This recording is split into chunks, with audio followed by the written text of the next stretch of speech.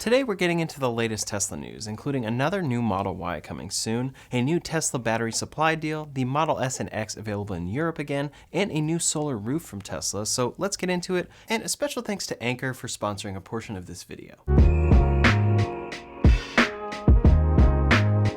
First up today, Tesla has partnered with Lincoln Tech to train the next generation of electric vehicle technician.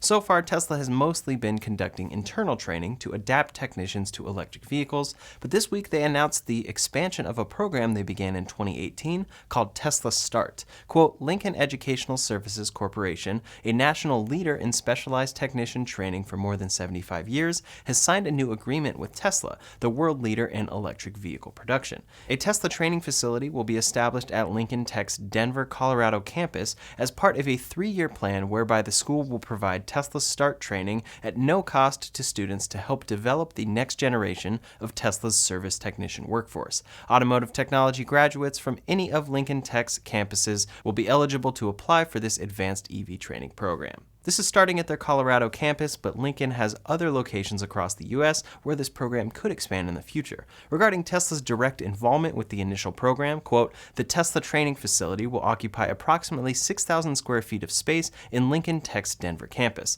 Tesla will also provide vehicles, tools, equipment, charging stations, and its own instructors to deliver the program. Upon completion of the program, graduates may be recruited for positions at Tesla's service centers across North America. This is an effort that will take time but should end up leading to Tesla having a much larger pool of technicians for service centers. Service is an issue that Tesla continues to work on, and most recently, Elon Musk said that they are working to enable same-hour service as much as possible. This will be an interesting program to see expand in the coming years, and hopefully it contributes to Tesla greatly improving their service center experience for customers. Next up today, there have been reports going around that Tesla is dropping Cybertruck reservations in Australia. This report is saying that it won't be made there and that thousands of customers are owed a refund.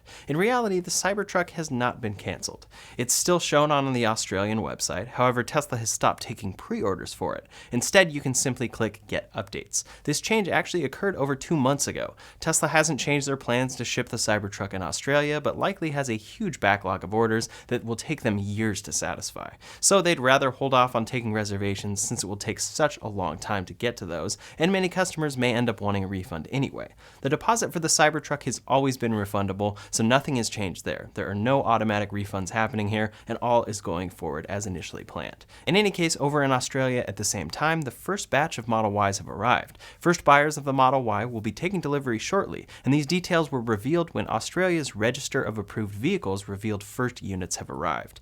In Australia, Tesla has been growing a lot. The Tesla Australia chair, Robin Denholz, said, "We now have more than 26,500 Teslas on Australian roads, and the momentum is there. I personally wouldn't be surprised if we double that number by the end of the year. That would mean Tesla's selling more cars this year in Australia than they have in the past 8 years. First Model Y deliveries will surely contribute to this, and people that track Tesla shipping have noted that there are thousands of Model 3s and Ys in transit to be delivered in Australia in the next 2 months.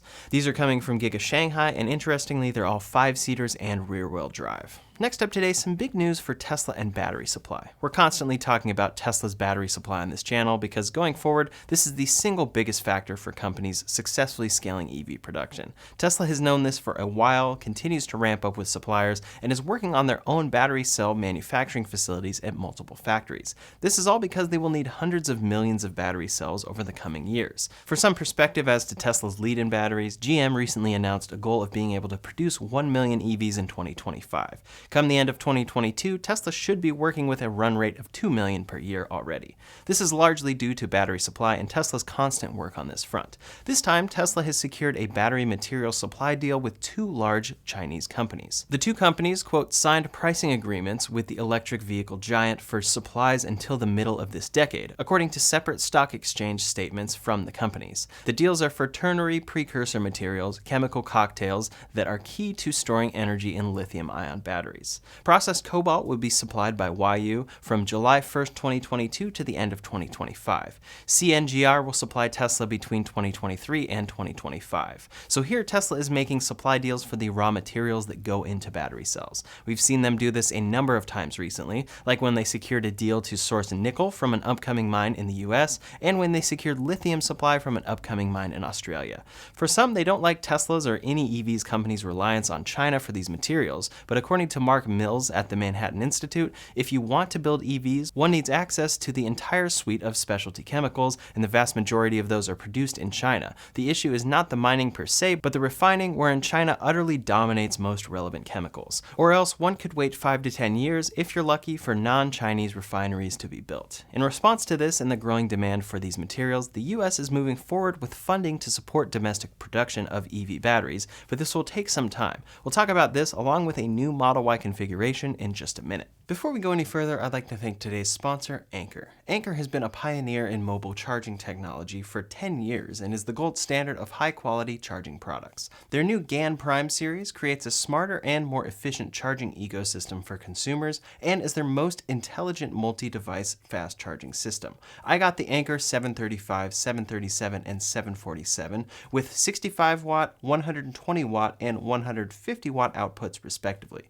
This new series is 53% smaller than before. All of their GaN Prime products are ultra compact and portable and can charge multiple high wattage devices simultaneously, like I'm doing here with my MacBook, iPad, and phone. It's super convenient and lets you travel with one single charger to power all of your devices. Their application of GaN also results in an energy efficiency of 95%. These chargers are very small but also very powerful, so they are the perfect option for charging. And if you're afraid that this brick won't stay in a wall outlet, they even come with an accessory for that. To check out the Anker GaN Prime series chargers for yourself, click the link in the description below. Tesla tends to locally source as much as they can. It makes sense logistically, and it helps them retain their status of making some of the most American-made cars out there, with the ones they ship in the US. So more than likely, this battery supply deal will be for their Chinese factory. However, Tesla does now utilize battery packs from CATL in their standard range packs in the US. They make LFP packs, and this has opened up these cars to a new battery chemistry that helps with expansion and allows them to produce cars without cobalt, one of the materials that they are sourcing in that new supply deal we just talked about.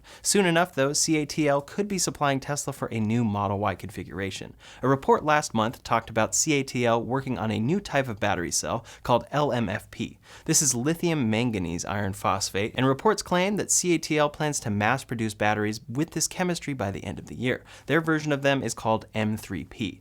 The advantage of these cells is that they have a higher energy density than LFP, around 15 to 20% higher for a comparable cost. This means a longer range available on vehicles with the same cost for the battery pack. Now, according to the news outlet Late Post, CATL is planning to supply Tesla with these new M3P cells in the fourth quarter of this year to be shipped on the Model Y. The battery pack size will be 72 kilowatt hours and will become available in early 2023. In March of this year, Elon Musk talked about the work that they are doing with manganese, saying, "I think there's an interesting potential for manganese." Now that CATL has introduced their M3P battery, it appears Tesla is ready to take advantage of it. Reportedly as well, Tesla is also working on LMFP cells internally, but isn't ready for mass production. Either way, it's clear that they want to make their own cells and utilize as much supply as they can.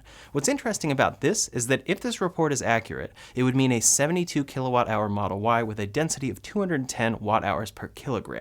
The long-range Model Y now uses a reported 82 kilowatt hour battery, with 75 kilowatt hours of that being usable. The standard range Model Y in China today uses about a 60 kilowatt hour pack, with 57.5 kilowatt hours of that being usable. Then the new 4680 standard range all-wheel drive Model Y from Giga Texas is reportedly around a usable capacity of 67 kilowatt hours based on user experience and estimates. We don't have the official numbers from Tesla there. Then there would be this new Model Y using LMFP chemistry that would have a 72 kilowatt hour capacity. It's pretty complicated, and Tesla could soon be dealing with a number of trims, but I wouldn't be surprised if they end up creating a new LMFP standard range Model Y that gets a range that Elon Musk finds acceptable this time around. Previously, he said that the standard range Model Y in the US was unacceptable because the range was below 250 miles. The Giga Texas Model Y standard range has a 279 mile range over 250 miles, so a new LMFP standard range Model Y would also theoretically be able to achieve 270 179 miles of range EPA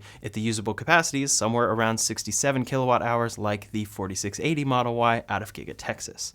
Tesla has gone full force with LFP battery cells, and companies like Ford are looking to implement them soon as well, but according to this report, the power battery industry believes that lithium manganese iron phosphate batteries will gradually replace ordinary lithium iron phosphate batteries and become the mainstream solution for phosphate batteries. So coming up, we could see another new Model Y variant, and eventually LFP battery chemistry get replaced with its improved manganese variant. I'm very curious to see what Tesla does here, and if this Model Y ends up only in other countries, or if they bring it to the US along with the standard range 4680 Model Y. If Tesla's capacity is able to handle it, the introduction of a cheaper standard range Model Y would be extremely popular. Next up today, one of Tesla's lesser produced but very exciting products may be seeing an update. 5 years ago, Tesla unveiled their solar roof. It's an integrated roof and solar product that looks much better than typical solar solutions, and the goal is that it costs the same as re-roofing and adding solar. Progress on this product has been very slow, but earlier this year, Tesla was reported to be stopping new installation of solar roofs due to supply chain issues. In Q2, Tesla was back at it, reportedly deploying about 2.5 megawatts of solar roofs, or around 23 roofs per week, but this quickly changed again. In July, Tesla stopped scheduling installations in most markets, and the reasoning was unclear. Many thought it was still due to supply issues, and that very well could be the case, but now we're learning that it may be because Tesla's third iteration of the solar roof is being updated again.